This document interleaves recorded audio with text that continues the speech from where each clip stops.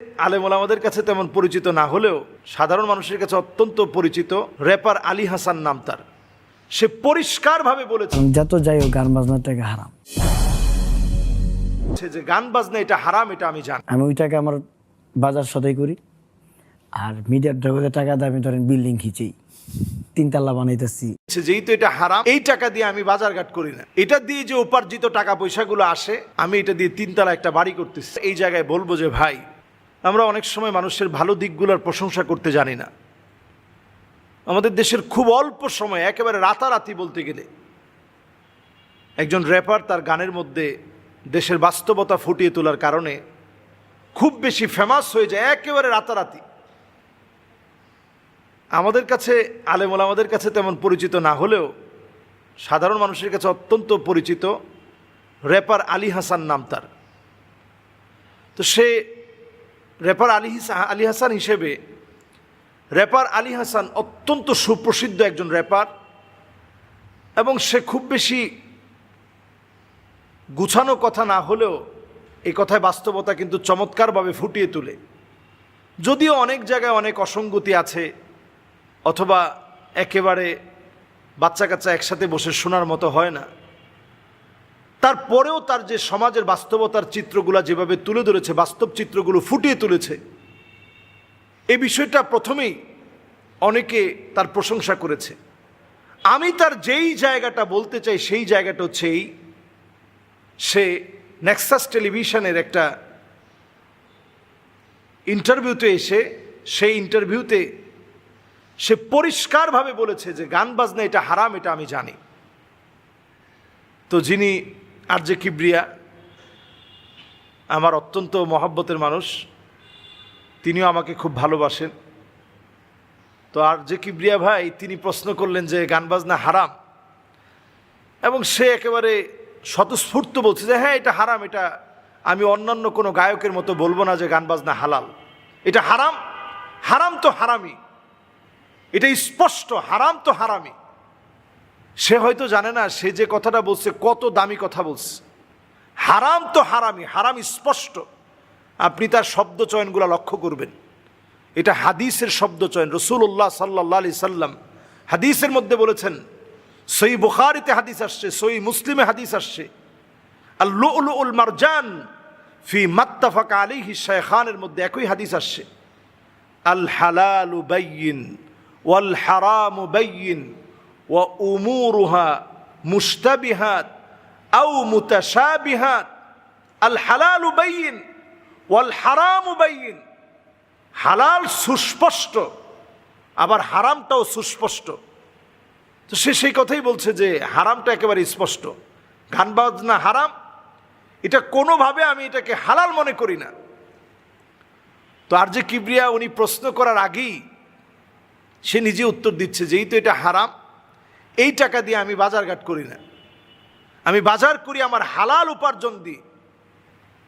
যেহেতু গান বাজনাটা হারাম, এটা দিয়ে যে উপার্জিত টাকা পয়সাগুলো আসে, আমি এটা দিয়ে 3 তলা একটা বাড়ি করতেছি। তো এই জায়গায় ওনাকে আমি প্রথমে প্রশংসা করার পর এই জায়গায় বলবো যে ভাই, কাসবুর রজুলি বিয়াদিহি, হাত দ্বারা উপার্জিত টাকা, যেটা আপনি ব্যবসা বাণিজ্য করে ইনকাম করছেন, আপনি নিজেও বলেছেন, যেটা দিয়ে আপনি বাজার করতে চান যে হালাল আমি খাবো, শুধুমাত্র আপনি হালাল খেলেন, বাসস্থানটা আপনি গড়লেন হারাম টাকা দিয়ে, আপনি হারামের মধ্যেই পড়ে যাচ্ছেন।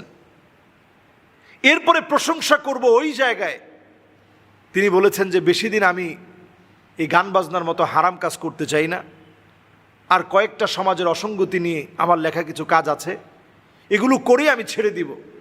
কারণ আমার স্ত্রী মাদ্রাসায় পড়ুয়া, আমার আব্বাও দিন মেনটেন করে, দিন মেনে চলে, নামাজি মানুষ, আমাকে প্রতিনিয়ত এগুলো বলে যে তুমি এগুলো ছেড়ে দাও। আমি এই প্রথম একজন গায়ককে দেখলাম যে গায়ক অকপটে স্বীকার করছে যে এটা হারাম।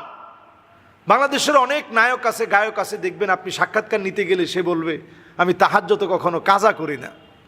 উনি তাহাজ্জুদ পড়েন, যদি প্রশ্ন করা হয় আপনি তাহাজ্জুদ পড়েন, আপনার কর্মকাণ্ডের সাথে তাহাজ্জুদ তো বেমানান হয়ে যাচ্ছে, তিনি বলবে এটা হচ্ছে আমার পেশা, আর ওইটা হচ্ছে আমার নেশা, ইবাদত বন্দিগি, ওটা আমার নেশা, আখিরাতের জন্য আমি করছি। আপনি দুনিয়া আখিরাত কি জিনিস আপনি বুঝেন নাই। রব্বানা আতিনা ফিদ দুনিয়া হাসানা ওয়া ফিল আখিরাতি হাসানা ওয়া কিনা আযাবান নার। আপনি একটা ছাড়া আরেকটা পাবেন না। দুনিয়ার কল্যাণের পরে আখিরাতের কল্যাণ আসবে। আপনি দুনিয়ার কল্যাণ যদি না পান, আখিরাতের কল্যাণ কেমন করে আশা করবেন?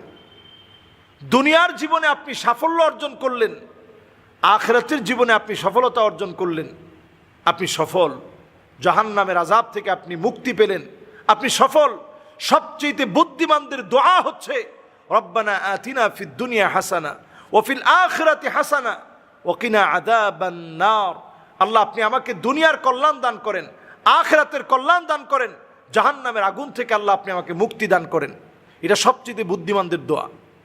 সম্মানিত ভাইরা, এই জন্য আমরা যারা যেই কর্মে আছি, প্রত্যেকটা কর্ম, আপনি একজন ডাক্তার, আপনি একজন ইঞ্জিনিয়ার, আপনি একজন আলেম, আপনি একজন ব্যারিস্টার, আপনি যেই পদে আছেন, আপনি একজন টিচার, আপনি আপনার কাজটা মনোযোগের সঙ্গে করেন, নীতি নৈতিকতার সঙ্গে করেন, আপনি সওয়াবের অন্তর্ভুক্ত হবেন।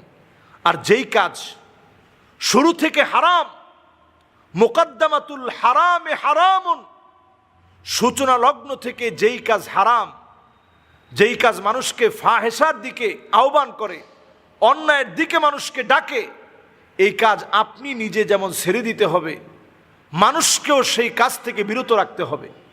এটা ইমানদার প্রত্যেকের দায়িত্ব। র্যাপার আলী হাসান ভাইকে আমি একথা পরিষ্কার বলতে চাই, আপনার গানের ভিতরে, আপনার গানগুলোর ভিতরে যেভাবে সমাজের অসঙ্গতি তুলে ধরা হয়েছে, সাথে যে মিউজিকগুলো রয়েছে, এই মিউজিকগুলোই আপনার এই সুন্দর কর্মকাণ্ড ধ্বংস করে দেওয়ার জন্য যথেষ্ট, আখিরাতের জীবন নষ্ট করে দেওয়ার জন্য যথেষ্ট। এজন্য আপনি যে সঠিক সিদ্ধান্ত নিয়েছেন, আপনাকে বলবো আপনি এগুলা বাদ দেওয়া দরকার নেই।